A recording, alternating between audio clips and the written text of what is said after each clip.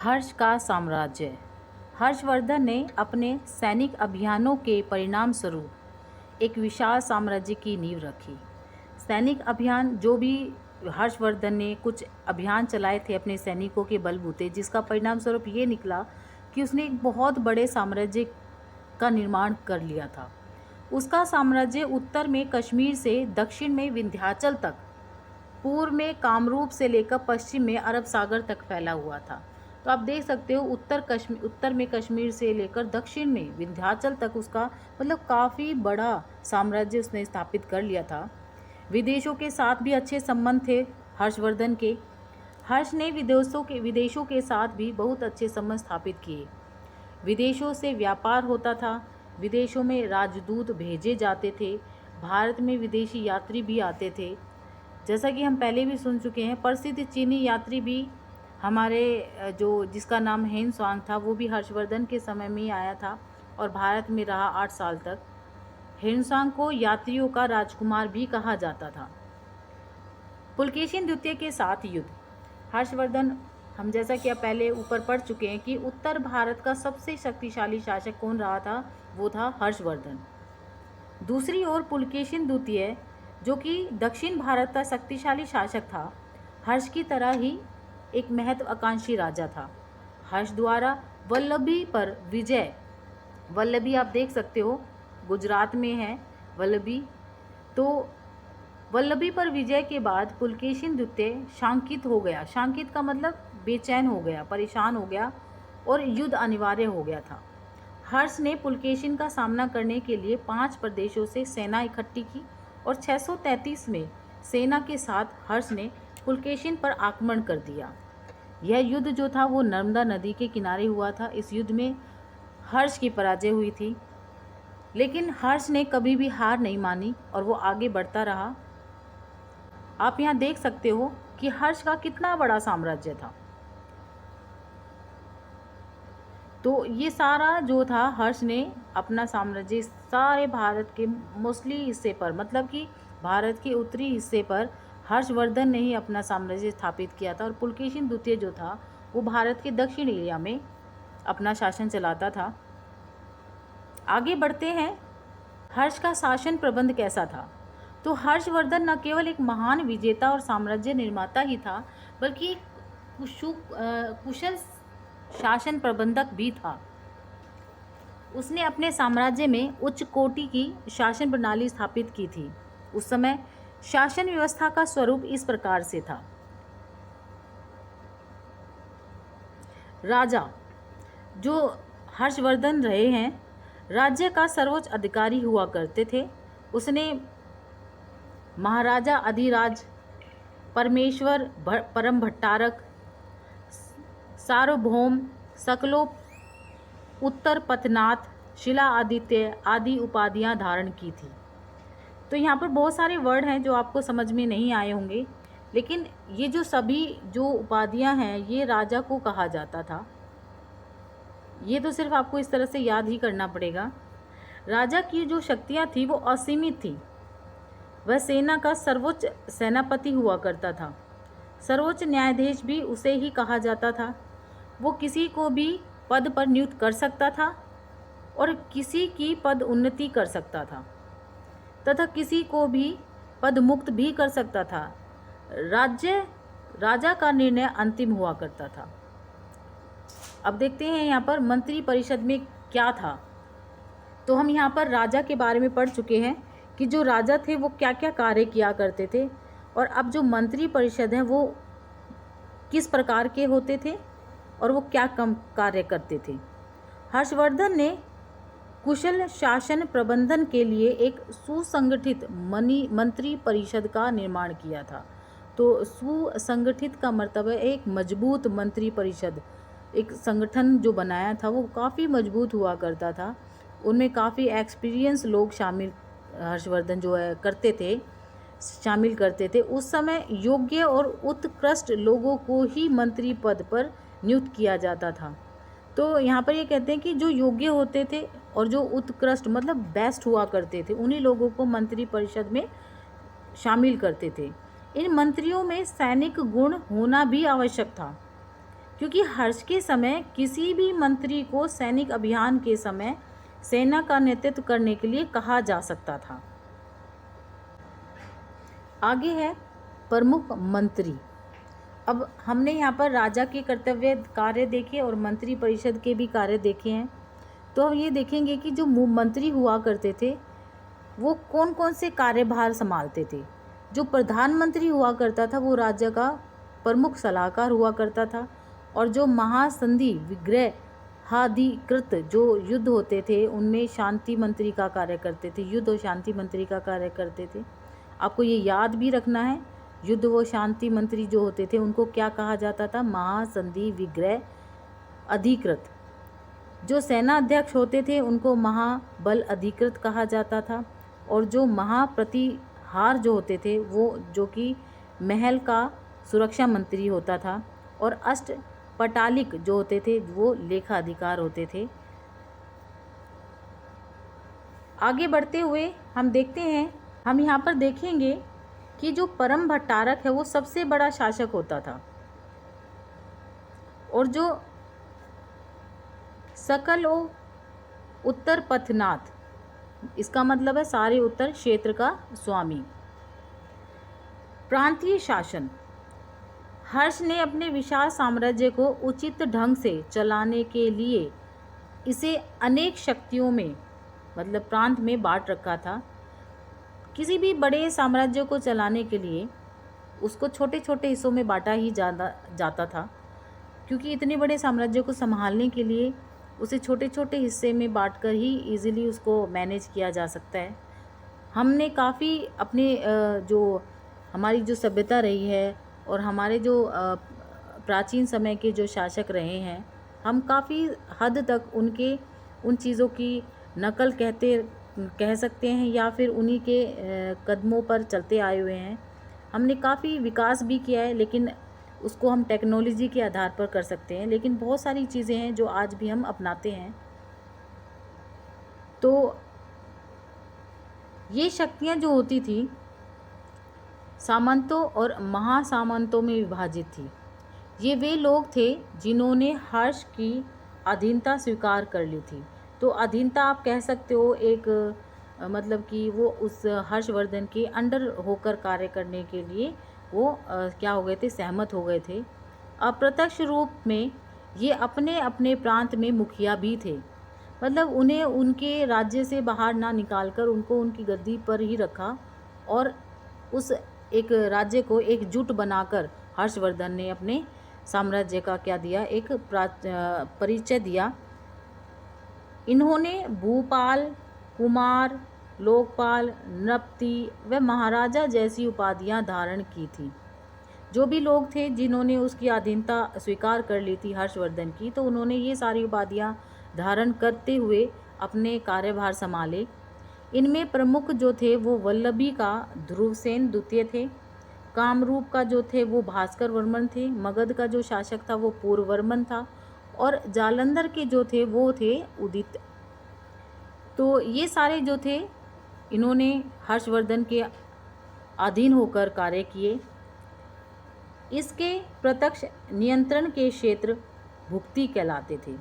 अब ये जो सभी क्षेत्र थे, जो शासक थे जो कि हर्षवर्धन के अधीनता को स्वीकार करके वहाँ की इन उपाधियों को धारण किया, तो उन सभी नियंत्रण के क्षेत्र को भुक्ति कहा गया है। और उसके जो मुखिया होते थे उनको उपारिक या फिर कुमार मात्य कहा जाता था।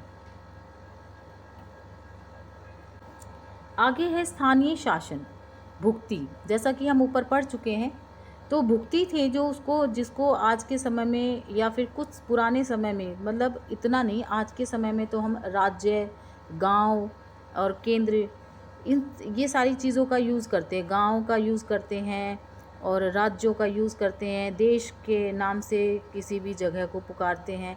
लेकिन पुराने समय में भुक्ति हुआ करते थे, जिनको प्रांत कहते थे। तो उन प्रांतों को विषयों में बांटा गया है। भुक्ति को विषयों में बांटा गया था, जिनका नेतृत्व विषयपति या फिर आयुक्त करता था। उसकी नियुक्ति स्वयं शासक करता था। विषय आगे पथक में विभाजित थे, जिनकी स्थिति आज के तहसील स्तर के अधिकारी की मानी जाती थी। प्रशासन की सबसे छोटी इकाई ग्राम थी, जिनका प्रधान मेहतर कहलाता था। कई स्थानों पर ग्रामिक भी कहा गया है। उसकी सलाह के लिए पंचायत होती थी। तो कहने का मतलब ये है कि जो ग्राम होता था, जो आज के समय में हम जिसको गांव कहते हैं और जिसको हम सरपंच कहते हैं, वो पुराने समय में मेहतर कहलाते थे और उनको ग्रामिक भी, मेहतर सरपंच, आज जो हम सरपंच कहते हैं उसको ग्रामिक भी कहते हैं, और उसकी सहायता के लिए पंचायत होती थी। अब देखते हैं कि जो सैनिक प्रबंध थे हर्षवर्धन के समय में, उसमें क्या क्या शामिल हुआ करते थे। तो आज के समय में तो हम कहते हैं भाई नौसेना शामिल है, लेकिन उस समय में यहाँ पर सिर्फ 4 सेनाएं बनाई गई थी, जिसमें पैदल सेना थी, रथ सेना थी, हाथी सेना थी, अश्व सेना थी। जो सैनिक हुआ करते थे उनकी संख्या कुल मिलाकर 6 लाख थी। सेना का जो मुखिया होता था उसे महाबल अधिकृत कहा गया। सेना का जो नेतृत्व करता था उसको कटुक कहा जाता था। अब देखते हैं राजस्व व्यवस्था, मतलब आय कहाँ से हुआ करती थी। आय का मुख्य साधन भू राजस्व था। यह कुल उपज का 1/6 भाग लिया जाता था। इसे भाग या उद्रंग कहा जाता था। तो आप यहाँ याद रखोगे कि जो साधन था, मुख्य साधन आय का, वो तो भू राजस्व था, लेकिन जो 1/6 भाग लिया जाता था उसको भाग या उद्रंग कहा जाता था। प्रजा स्वेच्छा से राजा को जो उपहार देती थी वह बलि कहलाती थी। तो यहाँ पर स्वेच्छा मतलब अपनी मर्जी से खुश होकर कुछ भी जो देते थे, गिफ्ट या उपहार, वो बलि कहलाती थी वो चीज़। इसके अतिरिक्त चुंगी कर, बिक्री कर, वन कर आदि भी राजस्व का ही एक भाग था। अब खर्च क्या होते थे? आय तो हमें पता चल गया, लेकिन खर्चे में क्या होता था? व्यय का मतलब होता है खर्च करना। हर्षवर्धन निम्नलिखित 5 तरह से अपनी आय वितरित करते थे, जो इस प्रकार हैं: दान देना, प्रजाहित कार्य करना और वेतन। तो दान में क्या करते थे? हर्षवर्धन एक दानवीर सम्राट थे। उन्होंने नालंदा विश्वविद्यालय को 200 गांव प्रदान दिए थे और हर्षवर्धन ने धन के अतिरिक्त अपने वस्त्र आदि भी दान कर दिए थे। प्रजाहित कार्य में क्या करते थे वो? हर्षवर्धन अधिकतर आय प्रजा के कल्याणकारी कार्यों पर खर्च करता था, जैसे कि चिकित्सा बनवाना, मतलब हॉस्पिटल्स बनवाना, विश्राम गृह बनवाना, सड़कें बनवाना, पुल निर्माण करवाना, शिक्षा का प्रबंध करना, पानी का प्रबंध करना, ये सभी खर्चे किया करते थे। वेतन: हर्षवर्धन अपनी आय का एक बड़ा भाग कर्मचारियों को वेतन देने में खर्च करता था। हर्षवर्धन के शासन में एक सेनापति से लेकर साधारण सिपाहियों को अपने गुजारे के लिए पर्याप्त वेतन दिया जाता था, क्योंकि एक कुशल साम्राज्य को स्थापित करने के लिए ये सारी चीज़ें बहुत ज़रूरी हैं। अपनी आय का एक बड़ा भाग सेना पर खर्च करता था, जिससे सेना के लिए अस्त्र शस्त्र, कवच, कुंडल, घोड़े तथा हाथियों का प्रबंध किया जाता था। राज परिवार पर खर्च: आय का एक भाग राज परिवार पर खर्च किया जाता था। राज परिवार की जरूरत की वस्तुएं तथा महल की मरम्मत आदि पर खर्च शामिल था। आगे हमारा जो व्यवस्था है वो है न्यायिक व्यवस्था। हर्ष के साम्राज्य में कानून व्यवस्था अच्छी थी। अपराध कम थे, दंड कठोर थे। अपराधियों से जांच के लिए अग्नि, जल, विष व तुला परीक्षा करवाई जाती थी।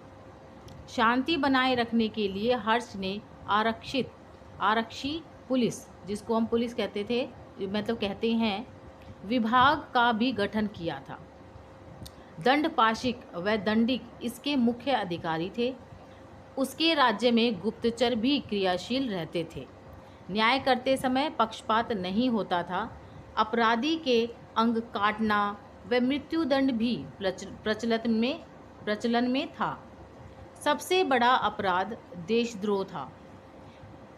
क्या आप जानते हैं, हर्ष के साम्राज्य में शासन का कार्य ईमानदारी से होता था, परंतु इतनी अच्छी कानून व्यवस्था होते हुए भी मार्ग सुरक्षित नहीं थे। स्वयं ह्वेन सांग को चोर डाकुओं का सामना करना पड़ा तथा 2 बार उसे भी लूट लिया गया। आगे बढ़ेंगे, देखेंगे कि हर्षवर्धन के साम्राज्य में सामाजिक एवं आर्थिक व्यवस्था कैसी थी। हमें हर्ष काल की आर्थिक एवं सामाजिक स्थिति के बारे में जानकारी तत्कालीन लेखन जैसे कि बाणभट्ट ने जो लिखा था, उसकी जो रचना थी, जैसा कि हम जानते हैं हर्षचरित, तो बाणभट्ट द्वारा और चीनी स्रोतों से भी मिलती है, जो कि CU की जो ह्वेनसांग था उसने ये रचना की थी। आगे है सामाजिक व्यवस्था। हर्षवर्धन के समाज में वर्ण व्यवस्था थी। उस समय समाज में वर्ण व्यवस्था विद्यमान थी, तो ब्राह्मण, क्षत्रिय, वैश्य एवं शूद्र आदि मतलब संभावित था कि उपजातियों को मिश्रित जाति कहा जाता था। ब्राह्मण समाज को शिक्षा देते थे तथा पवित्र कार्य पूरे करवाते थे। ये प्रशासनिक कार्यों में भी राजा को सलाह देते थे। क्षत्रिय रक्षा का कार्य करते थे एवं सैनिकों के रूप में कार्यभार इन्हीं के कंधों पर था। वैश्य व्यापारिक कार्यों में संलग्न थे, मतलब शामिल थे, एवं समाज की आवश्यकता की पूर्ति इन्हीं के द्वारा पूर्ण की जाती थी। शूद्रों का कार्य सेवा करना था, जैसे कि कृषि करना, पशुपालन, घर बनाना, लकड़ी एवं धातु के औजार बनाना आदि। तो विवाह किस प्रकार के थे? अंतरजातीय विवाह पर उस समय मान्य थे। अनुलोम प्रतिलोम विवाह को भी धीरे धीरे स्वीकृति मिल जाती थी। उत्तरी व दक्षिणी भारत के विवाह नियमों में प्राय भिन्नता थी। भिन्नता से मतलब है कुछ नियम अलग थे। इसी तरह उत्तर भारत में अलग अलग जातियों के विवाह के रीति रिवाज भी भिन्नता थी। रीति रिवाजों में भी अलगाव था। उनके रीति रिवाज शादी में, फंक्शंस में अलग अलग होते थे। समाज में बहु विवाह की प्रथा प्रचलित थी। उच्च वर्णों में स्त्रियां पुनर्विवाहित विवाह नहीं करती थी, किंतु शूद्रों और वैश्यों में पुनर्विवाह होता था। सती प्रथा प्रचलित थी। विधवा स्त्री श्वेत वस्त्र धारण करती थी। उच्च नैतिक जीवन।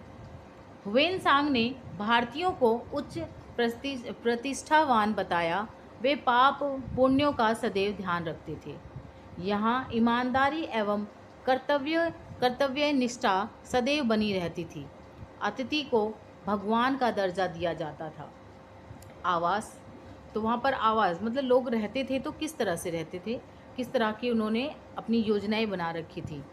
जो नगर जो थे वो साधारण एवं निश्चित योजना के अनुसार बनते थे। उनके चारों ओर सुरक्षा के लिए परकोटे बनाए जाते थे। परकोटे मतलब मजबूत चार दीवारी बना दी जाती थी। नगरों में कई मंजिलों के भवन होते थे। घरों के निर्माण में पत्थरों और पकाई गई ईंटों का प्रयोग होता था। गांव का आकार काफ़ी छोटा था। मकान सामान्यतः कच्चे होते थे, जिनमें कच्ची मिट्टी की और व लकड़ी का भी प्रयोग किया जाता था। खान पान, लोग सादा भोजन करते थे। गेहूं और चावल जनसाधारण का भोजन था। घी, दूध, दही, गुड़, शक्कर, सरसों का तेल आदि भोजन के मुख्य अंग थे। प्याज और लहसुन का प्रयोग नहीं किया जाता था। कुछ लोग मांसाहारी भी थे। दालें, विभिन्न तरह की सब्जियां एवं फलों का प्रयोग किया जाता था।